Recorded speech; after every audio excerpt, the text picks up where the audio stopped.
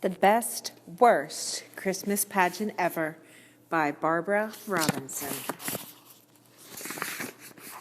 Chapter 1. The Herdmans were absolutely the worst kids in the history of the world. They lied and stole and smoked cigars, even the girls, and talked dirty and hit little kids and cussed their teachers and took the name of the Lord in vain and set fire to Fred Shoemaker's old broken-down tool house. The tool house burned right down to the ground, and I think that surprised the Herdmans. They set fire to things all the time, but that was the first time they managed to burn down a whole building. I guess it was an accident. I don't suppose they woke up that morning and said to one another, "Let's go burn down Fred Shoemaker's tool house." But maybe they did. After all, it was a Saturday, and not much was going on. It was a terrific fire. 2 engines and 2 police cars, and all the volunteer firemen, and 5 dozen donuts sent up from the Tasty Lunch diner. The donuts were supposed to be for the firemen, but by the time they got the fire out, the donuts were all gone. The Herdmans got them. What they couldn't eat, they stuffed in their pockets and down the front of their shirts. You could actually see the donuts all around Ollie Herdman's middle. I couldn't understand why the Herdmans were hanging around the scene of their crime. Everybody knew the whole thing was their fault, and you'd think they'd have the brains to get out of sight. One fireman even collared Claude Herdman and said, "Did you kids start this fire smoking cigars in that tool house?" But Claude just said, "We weren't smoking cigars." And they weren't. They were playing with Leroy Herdman's young Einstein chemistry set, which he stole from the hardware store, and that was how they started the fire. Leroy said so. "We mixed all the little powders together," he said, "and poured lighter fluid around on them and set fire to the lighter fluid. We wanted to see if the chemistry set was any good." Any other kid, even a mean kid, would have been a little bit worried if he stole $4.95 worth of something and then burned down a building with it. But Leroy was just mad because the chemistry set got burned up along with everything else before he had a chance to make 1 or 2 bombs. The fire chief got us all together. There were 15 or 20 kids standing around watching the fire, and gave us a little talk about playing with matches and gasoline and dangerous things like that. "I don't say that's what happened here," he told us. "I don't know what happened here, but that could have been it, and you see the result. So let this be a good lesson to you, girls and boys." Of course it was a great lesson to the Herdmans. They learned that wherever there's a fire, there will be free donuts sooner or later. I guess things would have been different if they'd burned down, say, the Second Presbyterian Church instead of the tool house, but the tool house was about to fall down anyway. All the neighbors had pestered Mr. Shoemaker to do something about it because it looked so awful and was sure to bring rats. So everybody said the fire was a blessing in disguise, and even Mr. Shoemaker said it was a relief. My father said it was the only good thing the Herdmans ever did, and if they'd known it was a good thing, they wouldn't have done it at all. They would have set fire to somebody else, or something else, or somebody. They were just so all-around awful, you could hardly believe they were real. Ralph, Imogene, Leroy, Claude, Ollie, and Gladys, 6 skinny, stringy-haired kids, all alike except for being different sizes and having different black and blue places where they had clonked each other. They lived over a garage at the bottom of Sproul Hill. Nobody used the garage anymore, but the Herdmans used to bang the door up and down just as fast as they could and try to squash one another. That was their idea of a game. Where other people had grass in their front yard, the Herdmans had rocks. And where other people had hydrangea bushes, the Herdmans had poison ivy. There was also a sign in the yard that said, "Beware of the cat." New kids always laughed about that till they got a look at the cat. It was the meanest looking animal I ever saw. It had 1 short leg and a broken tail and 1 missing eye, and the mailman wouldn't deliver anything to the Herdmans because of it. "I don't think it's a regular cat at all," the mailman told my father. "I think those kids went up in the hills and caught themselves a bobcat." "Oh, I don't think you can tame a wild bobcat," my father said. I'm sure you can't, said the mailman. They'd never try to tame it. They'd just try to make it wilder than it was to begin with. If that was their plan, it worked.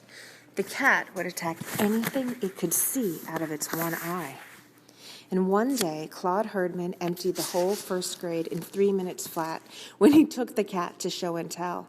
He didn't feed it for 2 days, so it was already mad, and then he carried it to school in a box, and when he opened the box, the cat shot out, right straight up in the air, people said. It came down on the top blackboard ledge and clawed 4 big, long scratches all the way down the blackboard. Then it just tore around all over the place, scratching little kids and shedding fur and scattering books and papers everywhere.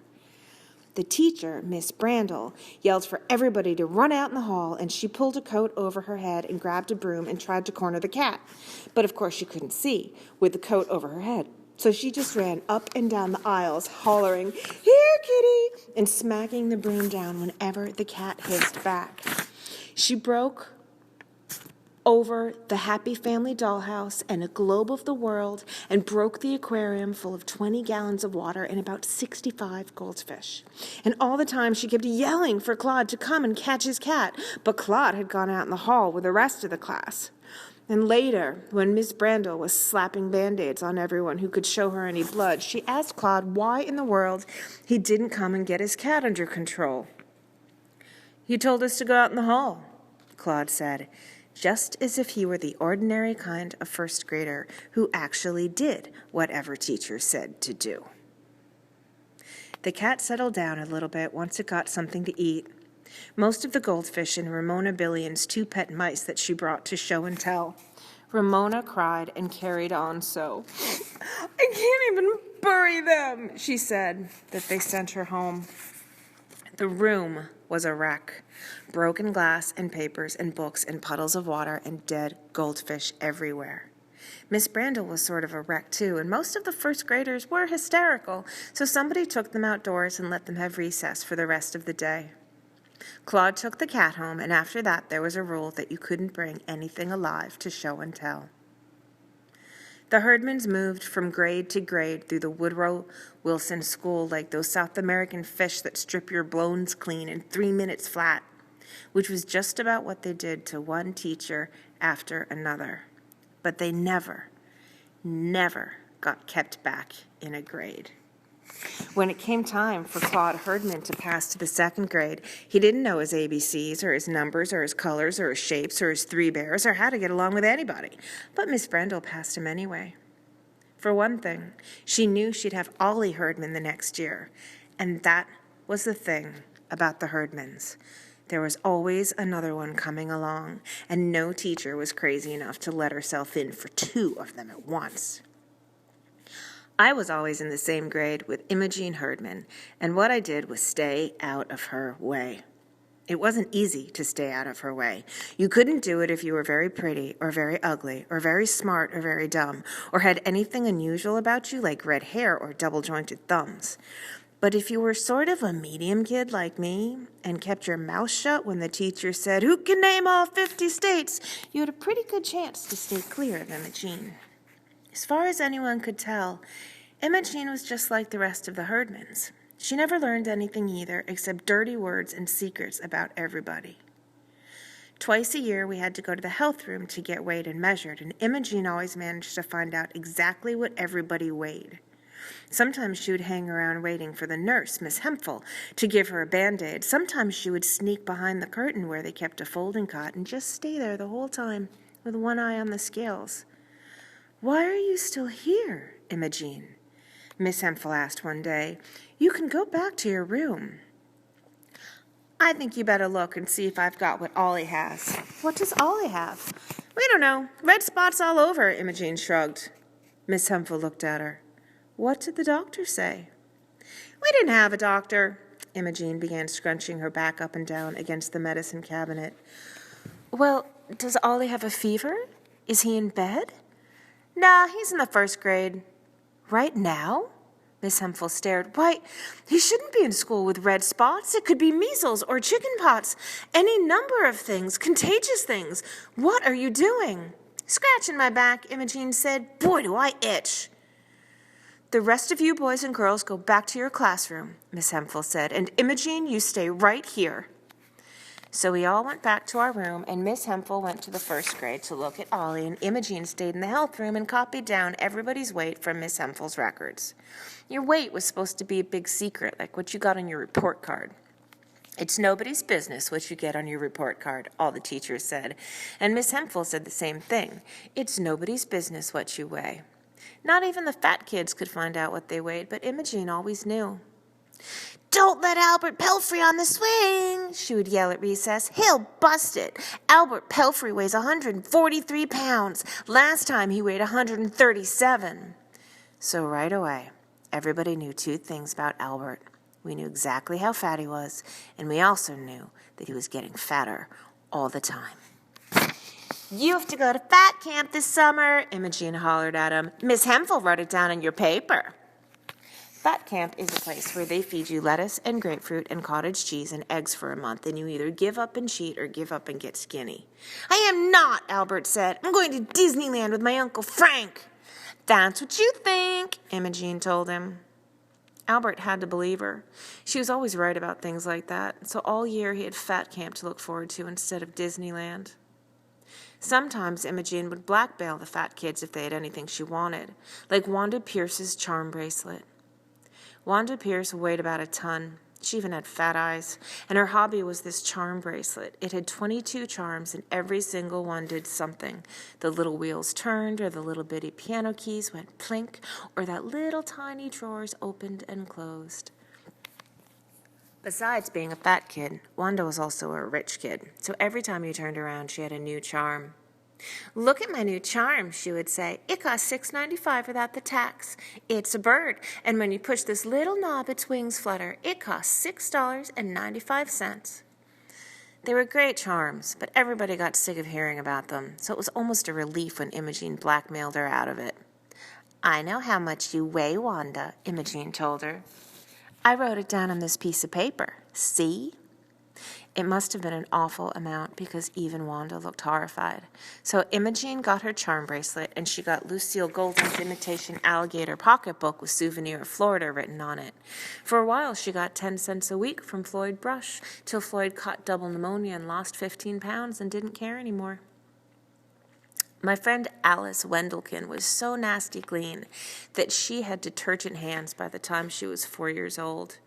Just the same, Alice picked up a case of head lice when she was at summer camp, and somehow Imogene found out about that. She would sneak up on Alice at recess and holler, "Cooties!" and smack Alice's head. She nearly knocked Alice cross-eyed before one of the teachers saw her and took both of them into the principal.